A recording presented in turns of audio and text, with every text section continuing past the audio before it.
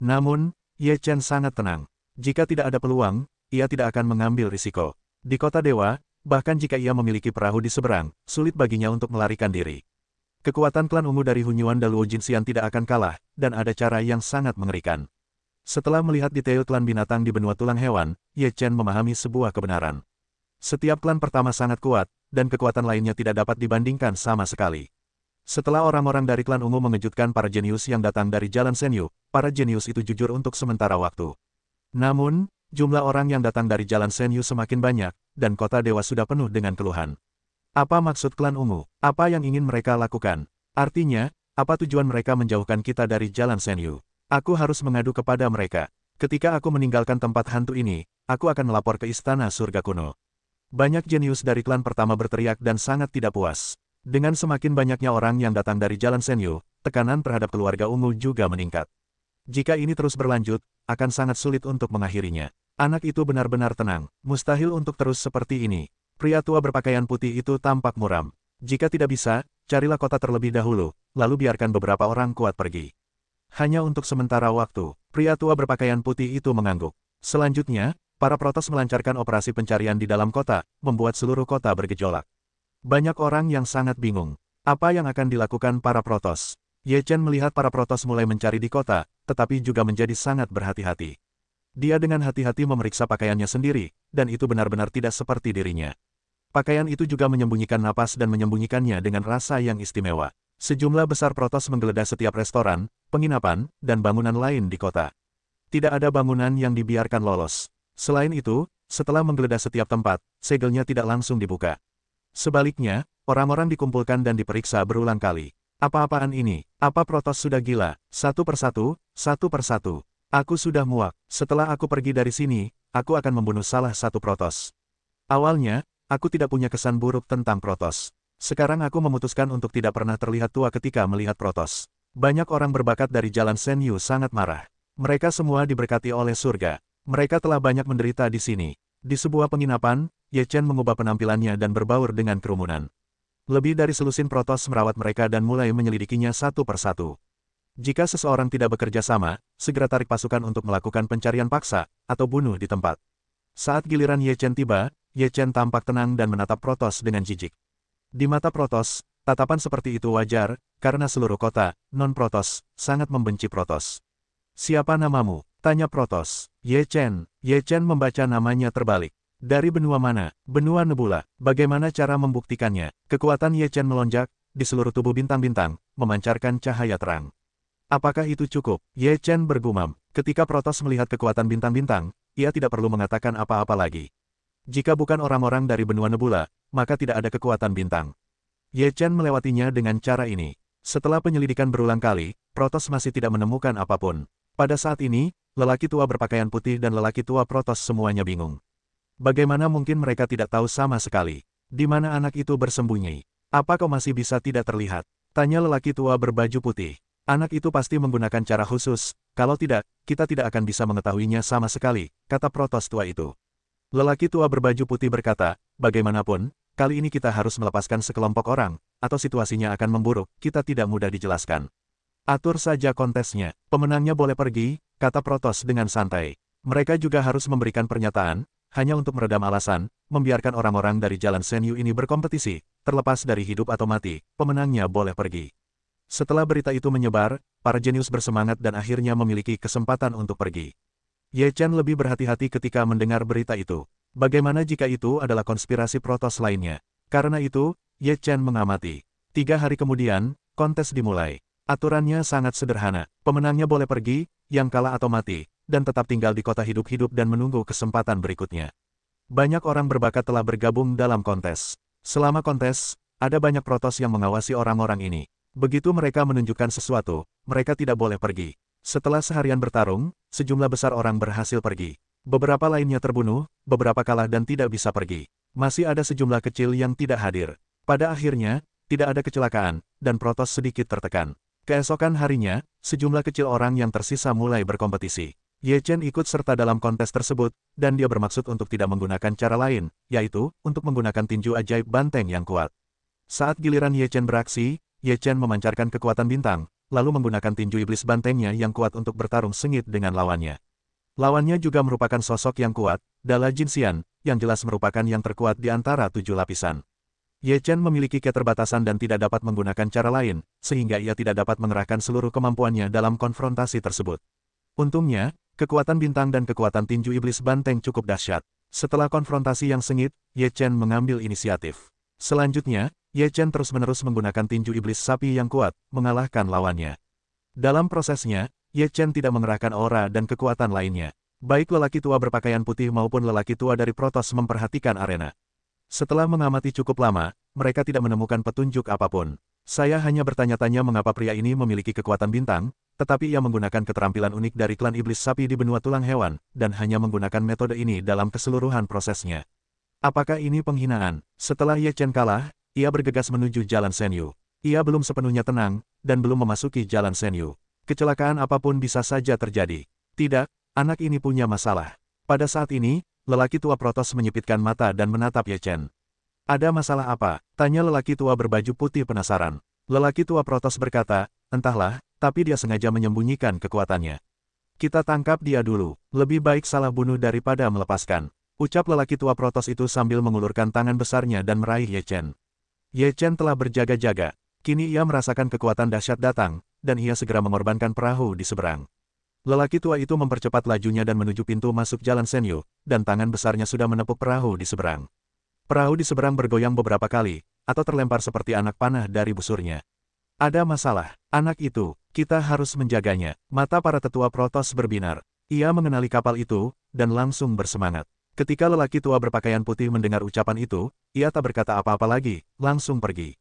Ye Chen segera mendesak, Pak Tua, cepatlah. Itu yang tercepat. Pria tua itu meraung. Ye Chen menatap kedua telapak tangan itu dan meraihnya, matanya membeku.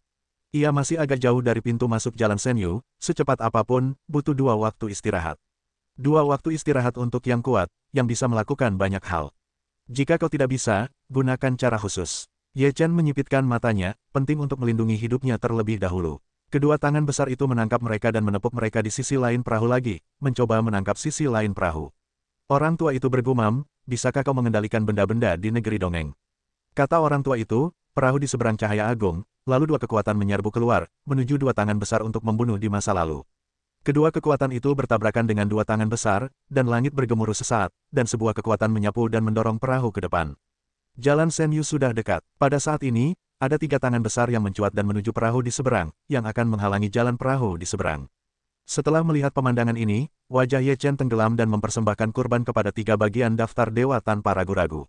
Sekarang, Jalan Senyu sudah sangat dekat, dia tidak ingin dicegat seperti ini, maka itu akan menjadi jalan buntu. 3 prasasti suci itu terfragmentasi menjadi 3 cahaya ilahi, dan kemudian mereka terbunuh dan bertabrakan dengan 3 telapak tangan.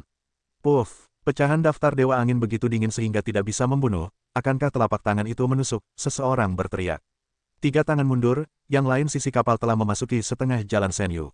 Ye Chen mengambil kembali kepingan daftar penyegel dewa, lalu tanpa ragu mengeluarkan susunan transmisi Jalan Senyu, dan seluruh kapal menghilang.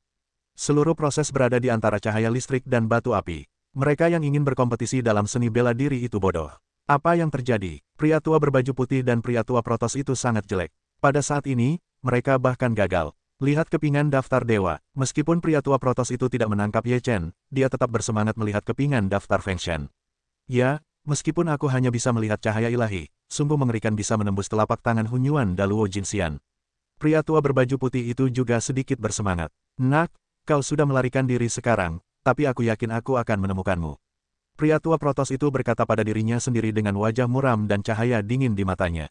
Ye Chen memasuki Jalan Senyu, yang terasa lega. Ia duduk di perahu di seberang dan menarik napas dalam-dalam. Hampir, Ye Chen muntah di tenggorokannya. Ye Wuyu keluar dari kuburan perahu di seberang dan berkata, jika kau bertemu Protoss di masa depan, kau harus membunuh tanpa ampun. Ye Chen menatap Ye Wuyu dan berkata, hati membunuh anak-anak seharusnya tidak terlalu berat. Niat membunuh di mata Ye Wuyu menyatu dan mengangguk berat, berkata, ya, aku tahu. Ayah, kita mau kemana sekarang? Tanya Ye Wuyu setelah jeda. Aku baru saja memikirkan benua Kendo. Aku tidak tahu apakah susunan transmisi ini akan mengirim kita ke benua Kendo. Ye Chen berkata dengan ragu. Pergilah kemanapun kau suka. Kau tidak akan kembali ke Tanah Darah Dewa, kata Ye Wuyu dengan santai. Dalam sekejap, sebulan kemudian, Ye Chen tiba di sebuah benua, bukan kendo, melainkan benua yang relatif lemah. Terlebih lagi, benua ini tampaknya telah memasuki era akhir hukum, dan roh abadi tipis, sehingga sulit untuk membuat yang kuat. Ye Chen tidak tinggal di benua ini, jadi dia langsung memasuki jalan Senyu dan pergi ke benua lain.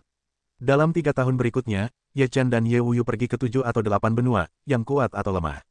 Di salah satu benua, Ye Wuyu mendapat kesempatan untuk memahami selama 2 tahun. Pada saat ini, Ye Wuyu yang berusia 15 tahun telah mencapai tingkat 3 tingkat Jinxian, dan kecepatan kultivasinya memang agak menakutkan. Meskipun dikatakan bahwa saat ini, jenius dalam perjalanan ke Senyu pada dasarnya telah mencapai tingkat Daluo Jinxian. Namun, menurut kecepatan Ye Wuyu, Anda pasti dapat mencapai Daluo Jinxian sebelum akhir jalan Senyu. Ye Chen dan Ye Wuyu sekali lagi datang ke sebuah benua. Begitu Ye Chen menginjakkan kaki di benua ini, dia merasakan gelombang kendo. Dunia ini penuh dengan kendo. Napas semacam ini bagaikan roh abadi dari benua lain. Napas ini dapat tercium di udara. Penuh dengan aroma kendo. Ini bukan daratan kendo, kan? Gumam Ye Chen dalam hati. Ia berdiri di tempatnya dan mulai memejamkan mata untuk memahami napas kendo. Ia mendapati bahwa atmosfer kendo tak pernah habis, dan terus-menerus berproduksi. Aneh, Ye Chen terkejut bahwa ada benua seperti itu di negeri dongeng. Bagaimana kendo ini bisa ada? Ye Chen, dengan ragu, dan Ye Wuyu pergi ke sebuah kota bersama. Melalui pemahaman, ini memang daratan kendo, dan sekarang sebuah acara pedang telah terjadi di daratan kendo. Kendo, keluarga pendekar pedang pertama di Tiongkok daratan, mengadakan kontes kendo. Kami dengan tulus mengundang semua master kendo dari jalan Senyu untuk berkompetisi. Konon, ada ribuan buah Jianling di jalan kendo yang tampaknya akan bermunculan. Kejadian ini langsung menarik perhatian semua orang di daratan kendo. Buah Jianling adalah sejenis buah yang sangat ajaib. Di daratan kendo, ada legenda bahwa siapapun yang memakan buah Jianling dapat mengolah Jianling. Setelah roh pedang diolah, kendo akan sepenuhnya sempurna. Mengolah tubuh pedang bukanlah segalanya. Pada akhirnya, kita harus mengolah tubuh pedang untuk menghasilkan roh pedang. Dengan cara ini, kita dapat dianggap sebagai kesempurnaan agung yang tertinggi. Setelah roh pedang diolah, itu benar-benar menakutkan. Dalam kendo, tidak ada yang bisa dikalahkan. Pada saat itu, pendiri daratan kendo adalah mengolah roh pedang, yang menjadi eksistensi paling mengerikan pada masa itu. Konon, buah Jianling belum ada sebelumnya. Entah kenapa, itu dibuat oleh Raja Peri Kendo untuk kepentingan generasi mendatang. Konon, kendo lahir dari kendo yang terlalu kaya di daratan Tiongkok. Ini adalah berkah dari langit dan bumi bagi daratan kendo. Apakah ada hubungan tertentu antara kontes kendo dan buah roh pedang? Ye Chen menyentuh dagunya dan berpikir, "Nak, kalau kau tidak ikut bersenang-senang, mungkin kau bisa bertemu beberapa kenalan lama." Pria tua itu berkata dengan lebih tertarik, "Ya, ayah juga pernah berlatih kendo. Meskipun ayah baru mencapai inti pedang, ayah juga bisa mencobanya," kata Ye Wuyu. Ye Chen mengangguk ringan dan berkata, "Itulah yang harus kulihat. Mungkin buah roh pedang masih ada di tasku. Kau cantik, ada begitu banyak master kendo yang kuat. Apa kau masih ingin mendapatkan buah roh pedang?" Pendekar pedang itu tidak akan setuju denganmu untuk bersikap kejam. Pria tua itu mendengus. Ye Chen memutar matanya dan berkata, "Apakah aku harus mengambil buah Jianling Guo? Aku bisa memberikannya kepada Chan Jian atau Xuan Yuan. Tunggu sampai kau mendapatkannya." Pria tua itu bergumam. Setelah itu, Ye Chen membawa Ye Wuyu ke Jiancheng, tempat diselenggarakannya kontes kendo. Jiancheng adalah kota besar, yang merupakan kota tertua dalam kendo. Ini adalah kota pertama yang dibangun oleh Raja Peri Kendo setelah ia mendirikan benua kendo. Bertahun-tahun telah meninggalkan jejak yang samar di kota pedang, tetapi kota pedang itu bagaikan pedang, memancarkan roh pedang yang ganas. Jiancheng adalah kota suci di hati semua praktisi kendo di daratan kendo. Banyak orang datang ke Jiancheng untuk berziarah setiap hari, atau beribadah ke arah Jiancheng dari jarak jauh. Kota pedang berada di jantung penduduk daratan kendo, yang suci dan tak tergoyahkan. Di luar kota pedang, terdapat gunung yang menyerupai pedang, bernama Puncak Jianzhu, yang merupakan tanah leluhur keluarga pedang. Konon, Puncak Jianzhu adalah hasil dari sebuah pedang. Pedang ini dibawa oleh Raja Peri Kendo. Puncak ini telah menjadi Puncak Jianzhu, melindungi keluarga pedang selamanya. Dari kejauhan, Puncak Jianzhu tampak seperti pedang. Pedang itu mengarah ke langit. Rasanya seperti ingin bersaing dengan kaisar. Terlebih lagi, semangat pedang Puncak Jianzhu membumbung tinggi, yang membuat para biksu kendo rindu dan ingin sekali menginjak Puncak Jianzhu. Ye Chen memandang Puncak Jianzhu dari kejauhan. Ia menyipitkan mata dan merasakan semangat pedang yang dipancarkan oleh Puncak Jianzhu begitu menyilaukan. Sungguh pedang yang kuat. Apakah ini benar-benar pedang Raja Peri Kendo? Tanya Ye Chen dengan sedikit takjub. Sepertinya ini tidak mungkin palsu. Kalau tidak, puncak leluhur pedang tidak mungkin memiliki roh pedang seperti itu. Pria tua itu mengelus jenggotnya dan mengangguk. Ye Chen berkata, dengan puncak leluhur pedang ini, posisi keluarga pedang tak tergoyahkan. Ye Chen memasuki kota pedang. Meskipun kota pedang yang besar itu kuno, kota itu penuh dengan bunga. Ye Wuyu, bagaimanapun juga, masih remaja. Ketika ia tiba di tempat yang makmur ini, ia menjadi bersemangat dan mulai berkeliaran. Ye Chen berjalan santai, matanya juga melihat sekeliling, seolah-olah ingin melihat kemakmuran kota pedang. Dari mana asalmu? Apa kau buta? Berani menabrak tuan muda ini? Pada saat ini, suara gemuruh dari depan menarik perhatian banyak orang. Kau menabrakku. Ye Wuyu menatap seorang pria muda gemuk di depannya tanpa rasa takut. Bajingan, aku menabrakmu. Ini berkatmu. Beraninya kau menentangku. Aku bosan hidup, kata pemuda itu dengan galak. Ye Wuyu menatap pemuda gendut itu dengan jijik, lalu berkata, babi gendut mati, aku ditabrak babi gendut matimu. Aku sial. Pemuda gendut itu sangat marah hingga wajahnya gemetar karena lemak, dan ia langsung menamparkan Ye Wuyu. Meskipun pemuda gendut itu gemuk, ia juga eksistensi setingkat Luo Jinxian, dan kipas telapak tangan tebal itu tak bisa Ye Wuyu lawan. Ayah, Ye Wuyu meraung. Tidak ada gunanya memanggil ayah. Sudah larut malam, kata pemuda gendut itu sambil tersenyum bangga. Namun, tepat saat suaranya merendah, telapak tangannya yang tebal tiba-tiba meledak, dan darahnya memercik ke seluruh wajahnya, membuatnya merasa hangat. Kemudian pemuda gendut itu melolong, tanganku. Memanggil ayahmu. Pup, kau pantas mendapatkannya. Ye Wuyu menatap pria muda gemuk yang memegang telapak tangan berdarah dan mendengus jijik. Pria muda gemuk itu menggertakkan giginya kesakitan. Setelah melolong sebentar, ia menatap Ye Chen di samping Ye Wuyu. Itu tangan Ye Chen barusan. Bajingan macam apa kau? Kalau berani menyerangku, aku akan membunuhmu. Raungan pria muda gemuk itu terdengar dari jalan seperti babi. Mata Ye Chen tertunduk, dan sorot matanya dipenuhi rasa dingin. Ia berkata, ini tangan anakku. Bukankah seharusnya aku menjadi ayah? Zuo Jian, apa yang kau lakukan? Bunuh mereka untukku. Aku akan mencincang mereka menjadi pasta daging. Pria muda gemuk itu berteriak pada seorang pria parubaya dengan pedang di belakangnya. Pria parubaya dengan pedang itu menatap pria muda gemuk itu dengan jijik, lalu berjalan menuju Ye Chen. Sambil berjalan, pria muda gemuk itu berkata, aku hanya berutang 3 padamu. Ini yang pertama, omong kosong, bunuh mereka. Pria muda gemuk itu tidak mendengarkan Zuo Jian. Zuo Jian tidak memperhatikan pria muda itu. Ia menatap babi mati dari lubuk hatinya. Pedang kiri menatap Ye Chen, lalu berkata dengan suara dingin, meskipun aku tidak suka pria gendut ini, aku berutang budi padamu, jadi kau harus mati. Ye Chen bergumam, bisakah kau membunuhku? Saat Ye Chen berbicara, pedang kiri telah terlepas, dan pedang, Qiang, di tangannya melesat dan menebas ke arah Ye Chen. Ye Chen mendengus, mengayunkan tinjunya, dan melesat keluar. Tinju iblis banteng yang kuat itu sangat dahsyat. Tinju itu bertabrakan dengan pedang dan menghasilkan suara logam yang tajam. Pedang itu disambar balik oleh tinju Ye Chen. Ye Chen melangkah maju dan berkata, karena kau menggunakan pedang, aku juga akan menggunakan pedang, agar kau mati dan mengerti. Ye Chen memegang pedang emas hijau darah suci di tangannya. Cahaya pedang itu menyala, roh pedang melesat keluar dan menghabisi pedang kiri. Wajah pedang kiri sedikit berubah. Ia mendesak pedangnya sendiri untuk menghadapinya. Klik, dengan suara yang jelas dan nyaring, pedang kiri hancur berkeping-keping. Cahaya pedang Ye Chen lurus, dan momentumnya tidak berkurang. Wajah Zuo Jian berubah drastis. Ia tidak menyangka pedangnya begitu rapuh. Puff, lengan kanan pedang kirinya terpotong, dan seluruh tubuhnya terlempar terbalik, mengeluarkan jeritan memilukan. Kurasa kau harus melakukannya, jadi aku tidak ingin membunuhmu. Aku akan membunuhmu, kata Ye Chen dingin. Pedang kiri, menutupi luka di bahu kanannya dan menatap Ye Chen dengan panik. Jarak antara dirinya dan Ye Chen terlalu besar. Tatapan Ye Chen tertuju pada pemuda gendut itu. Wajah pemuda gendut itu langsung berubah, bahkan pedang kirinya pun mudah dilepaskan. Sekarang ia tahu bahwa Ye Chen kuat, dan ia pun takut. Namun, pemuda gendut itu selalu sombong. Meskipun takut, ia penuh percaya diri dan berkata, apa maumu? Bagaimana menurutmu jika kau menabrak anakku, bicara omong kosong, dan membunuh kami? Ye Chen menatap pemuda gendut itu dengan dingin. Pemuda itu berkata, tidak banyak orang di kota pedang ini yang berani memperlakukanku. Jika kau berani menyentuhku, kau tidak akan bisa keluar dari kota pedang ini.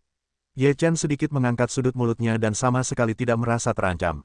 Ia berkata, tidak ada yang berani menyentuhmu di kota pedang. Bukan berarti aku tidak berani. Aku bukan dari Jiancheng. Jika aku membunuhmu, aku akan menepuk pantatmu dan pergi. Wajah pemuda gendut itu menjadi jelek. Jika Ye Chen membunuhnya dengan gegabah, dia pasti akan kehilangan sejumlah uang. Pria muda gemuk itu tidak ingin mati sekarang. Di dunia yang begitu indah, ia masih ingin hidup selamanya. Menurutku kamu juga berbakat, jadi aku tidak peduli. Biarkan saja. Pria muda gemuk itu melambaikan tangannya dan berkata dengan murah hati. Apakah kau memenuhi syarat untuk mengatakan itu sekarang? Hidup dan matimu ada di tanganku. Ye Chen mendengus dan bergumam. Pria muda gemuk itu ingin melepaskannya, tetapi Ye Chen masih bertahan. Dia sedikit marah. Ngomong-ngomong, ini kota pedang. Dia juga pengganggu besar di kota pedang. Dia diganggu oleh orang luar. Tepat ketika pemuda gendut itu hendak berbicara, Ye Chen berkata, "Jangan khawatir, pria gendut ini baru saja menamparmu, kan?" "Balas saja." "Oke, kamu," Wu Yu menyeringai. Ketika pemuda gemuk itu mendengar pidato itu, wajahnya berubah dan dia mulai berbicara. Namun, Ye Chen tidak memberinya kesempatan. Satu tarikan napas dilepaskan, dan pemuda gemuk itu ketakutan. Pria muda gemuk itu berada di lantai 2 Daluo Jinxian, yang jauh dari Ye Chen. Kekuatan kekaisaran dilepaskan dan sang raja datang ke dunia. Pria gemuk itu tercengang. Saat dia tercengang, Ye Wuyu membuat gerakan yang menentukan dan mengayunkan telapak tangan bas besar ke arah pria gemuk itu. Bang! Tamparan keras di wajah terdengar di jalan. Setelah pemuda gendut itu ditampar, dia tampak menjadi buta dan menatapnya. Bang! Ye Wuyu mengayunkan kipas bas lagi. Pria muda gemuk itu tampak terbangun oleh tamparan ini. Matanya merah dan meraung. Ia berkata, "Beraninya kau menamparkan wajahku. Aku akan membunuhmu." Pria muda yang besar dan gemuk itu melolong seperti babi di jalan. Kemudian, terdengar beberapa tamparan keras di wajah. Ini tanggapan Ye Wuyu. "Kalau kamu malas ngomong, beberapa mulut akan dicopot, yang lebih efektif daripada ngomong." Wajah pemuda gendut itu awalnya gendut, dan kepalanya persis seperti kepala babi. Sekarang Ye Wuyu menamparkan wajahnya, yang malah semakin bengkak, bahkan lebih besar dari kepala babi. "Siapa ini? Beraninya kau melakukan ini pada Su Shuai? Apakah ini orang dari Jalan Senyu?" Hanya karena mereka tidak tahu dari mana Su Shuai berasal, barulah mereka berani menghadapinya seperti ini. Orang-orang ini juga cukup sombong. Bagaimana mereka bisa menoleransi kesombongan Su Shuai? Baguslah Su Shuai diberi pelajaran. Aku sudah lama tidak senang padanya. Orang ini akan mati. Kalau keluarga Su tahu, semuanya akan baik-baik saja. Di jalan, orang-orang yang mengetahui kebenaran di Jiancheng membicarakannya satu demi satu. Mungkin ada hubungan antara keluarga Zhu dan keluarga pedang. Itulah sebabnya keluarga Zhu berani bersikap begitu arogan. Dan Zhu Shuai ini adalah satu-satunya pewaris laki-laki keluarga Zhu. Dia selalu dimanja. Kebanyakan orang ini tidak bisa keluar dari kota pedang. Menurutku orang ini tidak begitu mendominasi. Mari kita lihat. Ye Wuyu mengipasi Zhu Shuai dengan wajah riang. Sambil mengipasi, ia berkata, "Sombong sekali. Berani-beraninya kau memukulku. Berani-beraninya kau menamparku. Aku tidak bisa mengipasimu hari ini." Ye Wuyu punya mulut di sebelah kiri dan mulut di sebelah kanan. Entah berapa jumlahnya. Zhu Shuai, lantai 2 Luo Jinxian, dipaksa marah oleh Ye Wuyu. "Dulu aku ingin meraung beberapa kali, tetapi sekarang aku bahkan tidak punya kekuatan untuk bersenandung. Lain, kecuali telapak tangannya patah, tetapi wajahnya berubah bentuk." Ayah Zhu Shuai, Zhu Wudao, menatap pedang kiri dan berteriak, "Apa yang terjadi?" Katanya, pedang kiri dipukul dengan tenang. "Tentu saja aku tahu dia dipukuli, dan oleh siapa?" kata Zhu Wudao dengan marah. "Entahlah, pria dari Jalan Senyu itu sangat kuat. Aku bukan tandingannya," kata Zhuo Jian. Zhu Wudao melihat lengan kanan pedang kirinya telah hilang, dan matanya sedikit tenggelam. Roh ini lahir, dunia dikejutkan. Kemudian, pedang roh itu menghilang entah bagaimana. Ada rumor bahwa ia ditundukkan oleh para pendekar pedang, dan ada yang mengatakan bahwa ia meninggalkan daratan Kendo. Singkatnya, ada banyak pendapat. Setelah Ye Chen menerima berita itu, ia selalu merasa bahwa keberadaan buah Jianling di Jianling mungkin tidak dapat diandalkan. Gunung Jianling telah muncul dan mungkin tidak akan muncul lagi. Kemungkinan besar, mungkin Jianling